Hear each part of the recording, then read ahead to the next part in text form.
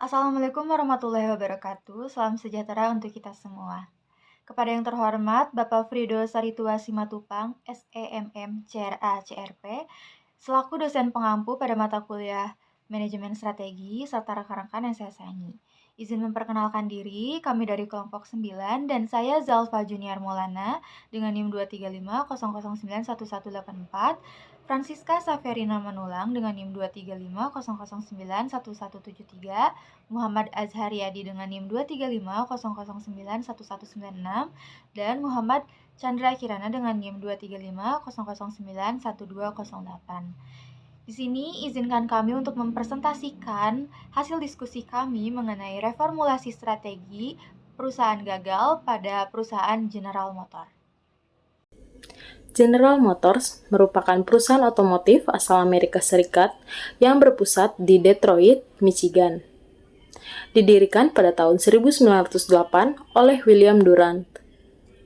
Perusahaan ini dikenal sebagai salah satu produsen kendaraan terbesar di dunia dengan operasi bisnis di 157 negara dan kegiatan produksi di 31 negara.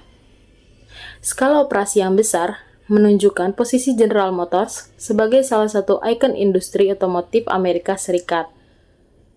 Meskipun memiliki posisi yang kuat, General Motors menghadapi tantangan akibat perubahan struktur pasar global. Produsen Jepang dan Eropa menghadirkan kendaraan yang lebih efisien bahan bakar dan berkualitas tinggi.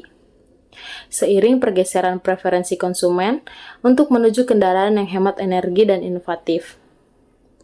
Upaya transformasi melalui pembentukan divisi Saturn justru menimbulkan kerugian besar, yang memaksa penutupan pabrik dan pemutusan hubungan kerja pada awal tahun 1990. Kelemahan internal seperti keputusan yang lambat, kurangnya perhatian terhadap inovasi, dan ketidakmampuan menyesuaikan strategi dengan dinamika pasar berdampak pada kinerja perusahaan. Puncaknya pada tahun 2009, General Motors mengajukan perlindungan kebangkrutan, memberikan pelajaran penting tentang dampak serius kelemahan manajemen strategi terhadap keberlangsungan perusahaan besar di industri yang kompetitif. Analisis lingkungan eksternal. Analisis lingkungan eksternal merupakan proses terstruktur untuk mengenali dan memahami berbagai faktor di luar perusahaan yang dapat menjadi sumber peluang maupun ancaman bagi keberlangsungan dan kinerja strategi bisnis. Melalui analisis ini, organisasi menilai dampak perubahan pastel, yaitu salah satu alat dalam merencanakan strategi apa yang akan digunakan dalam menilai dampak-dampak apa saja yang ada, seperti dampak politik, ekonomi, sosial, teknologi, lingkungan, dan hukum, yang memungkinkan terjadi pada sebuah perusahaan, serta dinamika persaingan industri sebagaimana digambarkan pada Forster's Five Forces yang terdiri dari pendatang baru, pembeli, produk substitusi, pemasok, dan pesaing industri. Analisis pastel pada General Motors. Yang pertama, faktor politik. Faktor politik sangat mempengaruhi strategi dan keberlangsungan General Motors. Pada tahun 1980, kebijakan kuota impor kendaraan Jepang mendorong pesaing seperti Toyota untuk membangun pabrik non-union atau luar serikat pekerja di Amerika Serikat dengan biaya tenaga kerja yang lebih rendah. Sementara General Motors tetap terbebani biaya tenaga kerja yang tinggi. Tahun 1970 sampai tahun 2000, perbedaan tarif dan standar emisi antar mobil kecil dan truk besar atau SUV mendorong General Motors fokus pada SUV yang lebih menguntungkan, tetapi membuatnya rentan terhadap kenaikan harga minyak dan perubahan tren pasar. Selama krisis tahun 2008 sampai tahun 2009, memaksa pemerintahan Amerika Serikat melakukan bailout senilai 50 miliar US dollar untuk membantu General Motors dari kebangkrutan melalui Troubled Asset Relief Program, namun menjadikannya semi-nasional dan memicu kontroversi too big to fail. Secara keseluruhan, General Motors sangat bergantung pada intervensi politik, di mana regulasi membentuk strategi bisnis dan bailout memungkinkan restrukturasi, tetapi sekaligus menunjukkan kerentanan terhadap perubahan kebijakan. Yang kedua, faktor ekonomi. General Motors dipengaruhi kuat oleh faktor ekonomi, terutama krisis minyak tahun 1970 dan resesi global tahun 2008 sampai 2009 yang menyebabkan penurunan penjualan drastis. Kenaikan harga bahan bakar mendorong konsumen beralih ke mobil kompak hemat energi dari Jepang, sehingga General Motors mengalami kerugian kumulatif sekitar 90 miliar US dollar sejak tahun 2005. Biaya tetap yang tinggi, seperti pensiun dan asuransi, tidak sebanding dengan penurunan pendapatan, sehingga menyulitkan General Motors untuk beradaptasi di tengah meningkatnya pengangguran dan melemahnya daya beli. Akibat efisiensi biaya yang rendah, dibanding dengan persaingan Jepang, General Motors mengalami kebangkrutan pada tahun 2009. Kondisi ini menunjukkan pentingnya adaptasi terhadap fluktuasi ekonomi melalui efisiensi biaya dan diversifikasi produk agar tetap bertahan di industri otomotif yang kompetitif. Yang ketiga, faktor sosial. Dari sisi faktor sosial menunjukkan bahwa General Motors gagal beradaptasi dengan perubahan demografis dan preferensi konsumen menuju kendaraan lebih kecil dengan hemat biaya bahan bakar, berkualitas tinggi, dan berteknologi canggih yang didorong oleh tren global menuju efisiensi dan keamanan seperti popularitas mobil Jepang, yaitu Toyota dan Honda. Sedangkan General Motors dikenal dengan kendaraan besar yang populer di masa sebelumnya, yang dimana norma budaya Amerika Serikat sudah bergeser ke mobil efisien, menjadi penyebab pangsa pasar General Motors turun drastis dari 50% menjadi 20%, karena konsumen mengutamakan nilai guna dan keselamatan. Masalah reputasi General Motors yang rusak akibat isu keselamatan memperburuk kerugian pangsa pasar, yang menunjukkan bahwa General Motors gagal dalam memprioritaskan kualitas dan keamanan. Yang keempat, faktor teknologi. Faktor teknologi sangat mempengaruhi General Motors dengan keterlambatan dalam menciptakan inovasi baru, baik dalam produk maupun proses produksi, sehingga kalah dari pesaing yang lebih cepat mengadopsi teknologi baru seperti Jepang. Meskipun General Motors memiliki sejarah inovasi awal starter listrik Cadillac pada tahun 1912 dan transmisi otomatis Oldsmobile pada tahun 1940. Selain itu, General Motors dianggap lambat dalam menggunakan metode produksi efisien seperti lean manufacturing yang diperkenalkan Toyota, sehingga gagal mendorong inovasi operasional yang lebih cepat dan konsisten. Hal ini menimbulkan kualitas produk yang dianggap lebih rendah dan biaya produksi yang lebih tinggi, memperlemah daya saing General Motors. Padahal pentingnya investasi berkelanjutan dalam adaptasi terhadap tren untuk menghindari penurunan kompetitif di industri otomotif yang berubah cepat. Yang kelima, faktor lingkungan. Faktor lingkungan menekankan pengaruh krisis energi, regulasi emisi, dan tren berkelanjutan. Krisis energi dan emisi kendaraan besar General Motors mendorong regulasi ketat. Sementara cuaca ekstrim dan geografis Amerika Serikat mempengaruhi atau mengganggu rantai pasok. Tekanan global terhadap kendaraan ramah lingkungan yang terhambat beralih dari model boros bahan bakar memperburuk penurunan selama lonjakan harga bensin tahun 2008. Kesadaran lingkungan yang meningkat dan regulasi emisi ketat membuat General Motors lambat memperluas hemat emisi dibandingkan pesaing sehingga kehilangan peluang di pasar berkelanjutan. Faktor cuaca ekstrim dan kebijakan energi bersih juga mempengaruhi operasi pabrik dan biaya produksi. Secara keseluruhan, ini menunjukkan kerentanan General Motors terhadap perubahan ekologi yang berkontribusi pada penurunan daya saing. Yang terakhir yaitu faktor hukum. Kontrak United Auto Workers, yaitu serikat pekerja terbesar di industri otomotif Amerika Serikat, menyebabkan biaya pensiun 100 miliar US dollar hingga tahun 2007 dan menghambat efisiensi. Proses penarikan kembali kendaraan oleh perusahaan dan gugatan keselamatan atas cacat terkait kecelakaan fatal membebani finansial dengan regulasi emisi menambah beban. Ketidakpatuhan dan respon lambat memperburuk citra, terutama pada tahun 2009. Kebangkrutan memungkinkan restrukturasi pengadilan biaya tetap.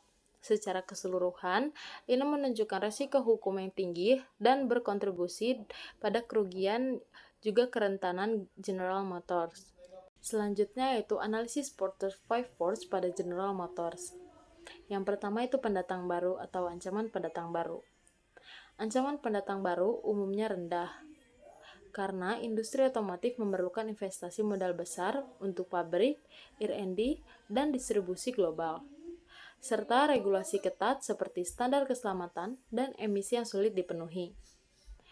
Loyalitas merek yang kuat dan jaringan distribusi ekstensif General Motors menjadi penghalang tambahnya bagi pesaing baru. Namun, inovasi seperti kendaraan listrik memungkinkan pemain seperti Tesla masuk pasar yang di mana General Motors terlambat beradaptasi, sehingga ancaman ini bisa terangkat. Regulasi pemerintahan seperti kuota impor pada tahun 1980 juga memfasilitasi ekspansi kompetitor non-tradisional. Secara keseluruhan, hambatan tinggi melindungi General Motors, tapi kegagalan berinovasi membuatnya rentan terhadap disruptor baru. Yang kedua, pembeli atau daya tawar-menawar pembeli. Daya tawar-menawar pembeli cukup kuat, karena konsumen memiliki banyak pabrik merek, model, dan fitur dengan akses mudah ke informasi online yang memungkinkan perbandingan harga. Yang kedua yaitu pembeli atau daya tawar-menawar pembeli. Daya tawar-menawar pembeli cukup kuat karena konsumen memiliki banyak pilihan merek, model, dan fitur dengan akses mudah ke informasi online yang memungkinkan perbandingan harga, keselamatan, dan efisiensi bahan bakar. Sensitivitas, harga tinggi, dan biaya beralih rendah antara kendaraan mendorong pembeli beralih ke impor Jepang yang lebih irit dan berkualitas terutama selama krisis minyak tahun 1970 yang merugikan General Motors yang bergantung pada SUV besar. Pembelian flat besar oleh pemerintahan memperkuat posisi pembeli, memaksa General Motors menurunkan harga dan meningkatkan inovasi. Kekuatan pembeli ini menekankan margin keuntungan General Motors dan mendorong persaingan ketat. Yang ketiga itu produk substitusi atau ancaman produk atau jasa substitusi. Ancaman substitusi mengarah pada tingkat di mana produk atau jasa alternatif pada mengganti produk utama perusahaan sehingga mengurangi permintaan dan tekanan harga. Untuk General Motors, ancaman ini dinilai moderat hingga tinggi.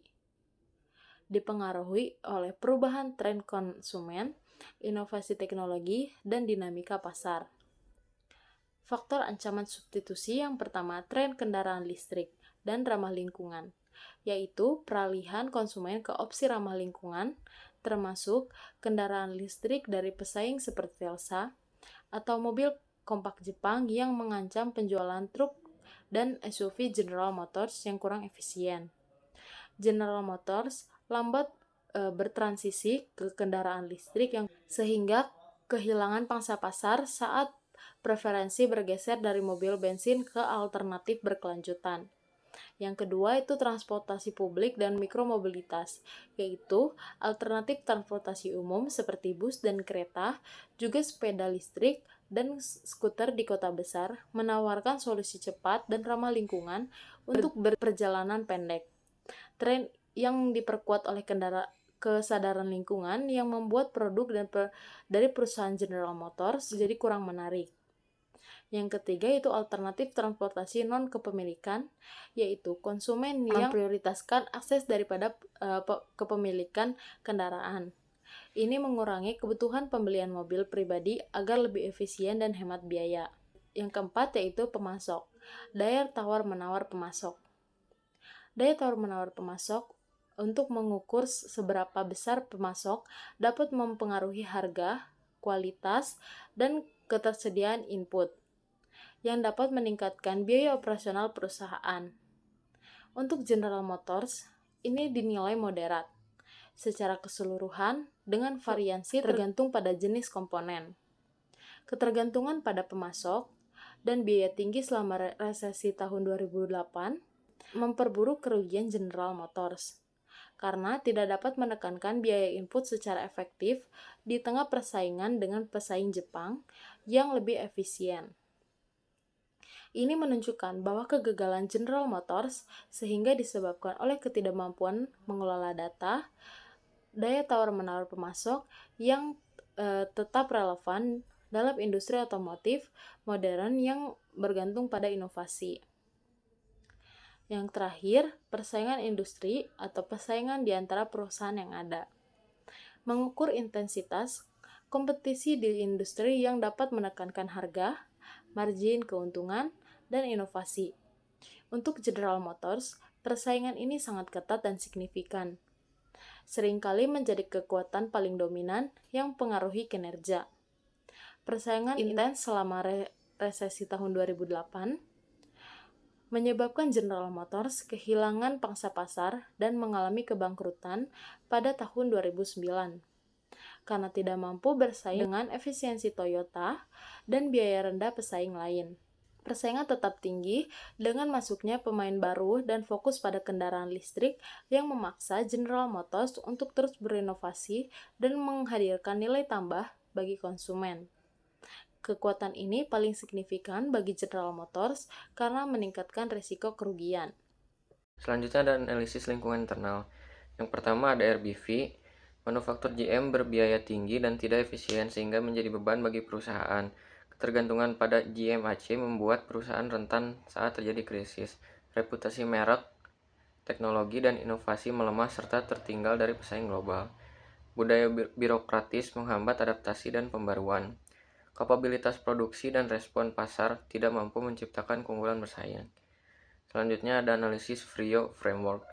Yang pertama, GM tidak memiliki sumber daya yang memenuhi kriteria Frio. Yang kedua, keunggulan yang ada hanya bersifat sementara pada beberapa merek besar. Lalu, banyak sumber daya kurang bernilai dan tidak efisien sehingga menjadi hambatan bagi perusahaan.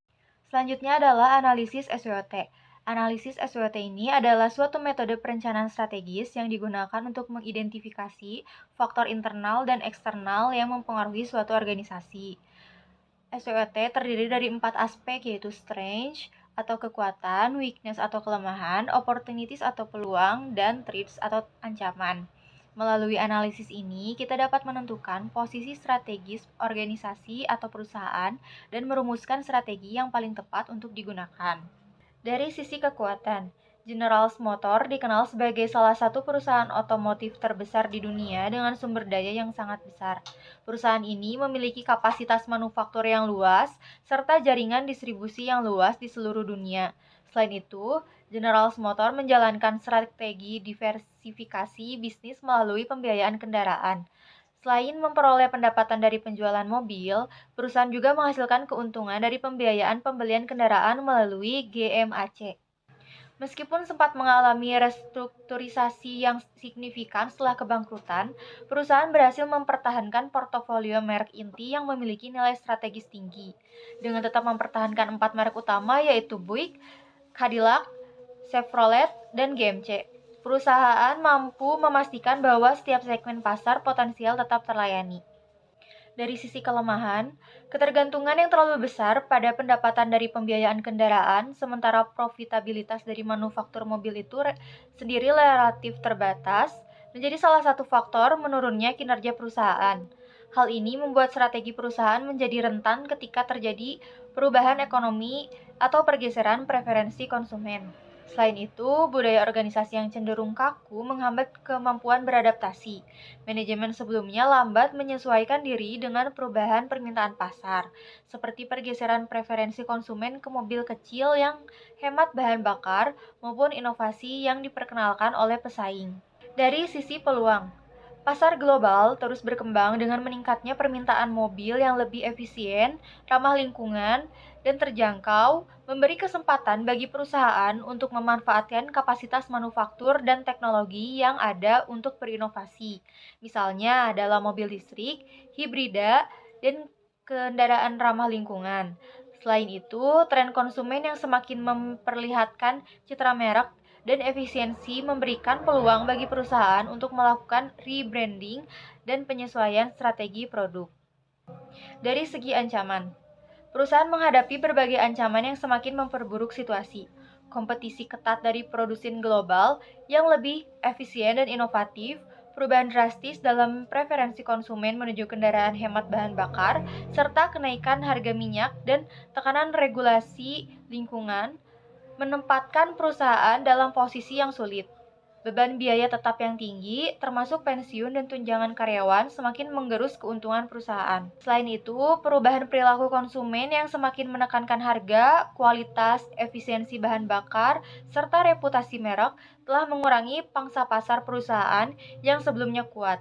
Di sisi lain, persaingan di tingkat global yang kian meningkat menimbulkan resiko signifikan bagi posisi perusahaan, terutama jika perusahaan gagal melakukan inovasi dan menyesuaikan produk dengan kebutuhan pasar yang terus berkembang. Berdasarkan hasil identifikasi faktor internal dan eksternal, selanjutnya dilakukan pembobotan, pemberian rating, dan perhitungan skor melalui tabel IFAS dan EFAS. Pada tabel IFAS, skor total kekuatan atau strength diperoleh sebesar 2,78, sedangkan total kelemahan atau weakness adalah 3,33, sehingga total skor IFAS adalah 6,11.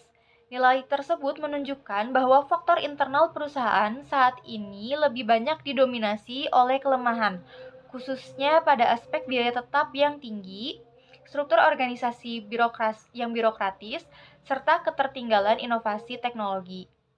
Sementara itu, pada tabel EVAS, skor total peluang atau opportunities diperoleh sebesar 3,50 dan skor ancaman atau threat sebesar 3,25, sehingga total skor EVAS adalah 6,75. Nilai ini mengindikasikan bahwa lingkungan eksternal perusahaan cenderung memberikan peluang yang lebih besar dibandingkan tekanan ancaman, terutama pada tren pertumbuhan kendaraan listrik, dukungan pemerintah terhadap energi bersih, serta perkembangan teknologi. Setelah mendapatkan total skor dari masing-masing kategori, langkah selanjutnya adalah menghitung selisih antara kekuatan dan kelemahan, serta peluang dan ancaman.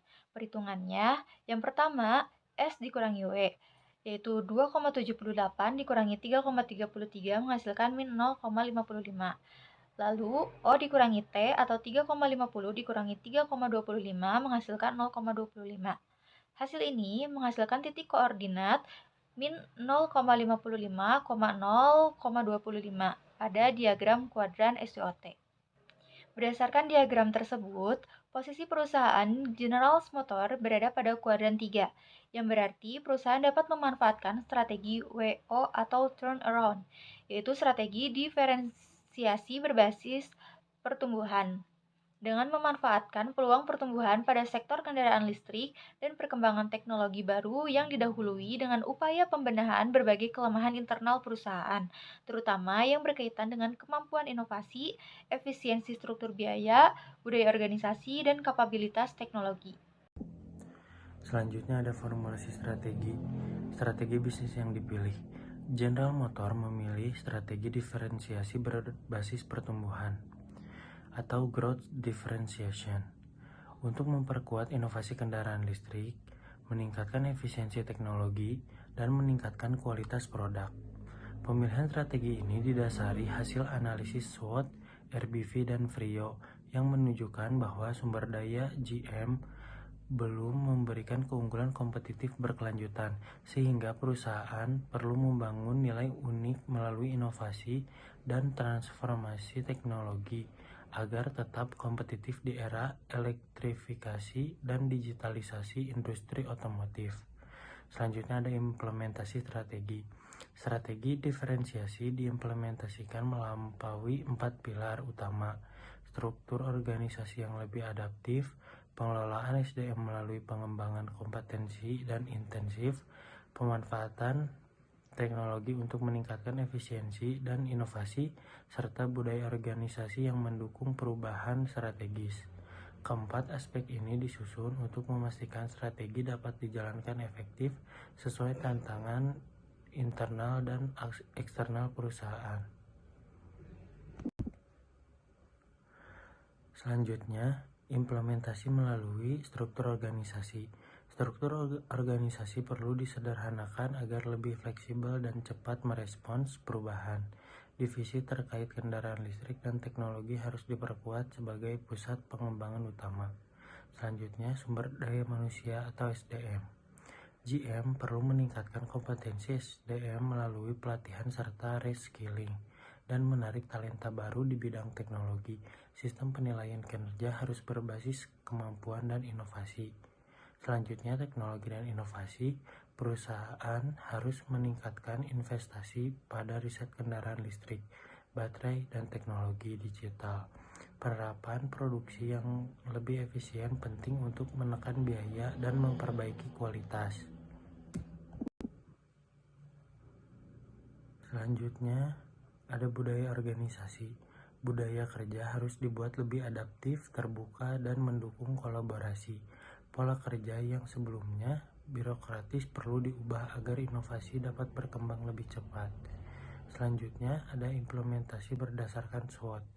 GM perlu memaksimalkan kekuatan merek dan jaringan global, sambil memperbaiki kelemahan seperti biaya tinggi dan inovasi lambat.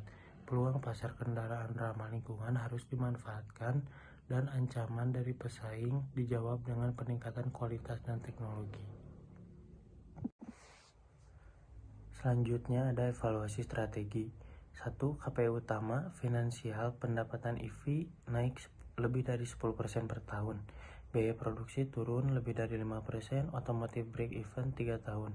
Operasional, produksi turun 15%, cacat kurang dari 2%, efisiensi supply chain naik 20%. Inovasi, 3 model EV per 3 tahun. R&D, lebih dari 7% revenue, 30 paten per tahun. Pelanggan CSI lebih dari 85%, market share EV global lebih dari 12%. Sumber daya manusia, reskilling 90%, engagement lebih dari 80%. Yang kedua, monitoring. Rapat kuartalan, dashboard real time, audit semesteran. Benchmarking, Tesla EV, Toyota, Lin, Hyundai supply chain. Yang ketiga, penyelesaian strategi, percepat portofolio EV dan kurangi kendaraan konvensional.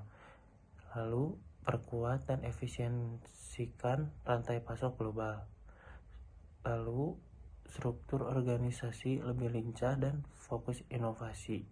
Bangun kemitraan strategis seperti baterai, EV tech, AI, dan digital. Kesimpulannya, kegagalan pada perusahaan General Motor bukan hanya akibat tekanan eksternal, tetapi juga kelemahan internal yang tidak segera diperbaiki. Ketidakmampuan beradaptasi, kurangnya inovasi, serta beban biaya yang tinggi menyebabkan perusahaan kehilangan daya saing. Kebangkrutan di tahun 2009 menjadi bukti bahwa ukuran perusahaan tidak menjamin keberlanjutan jika strategi yang diterapkan tidak responsif terhadap perubahan pasar dan teknologi.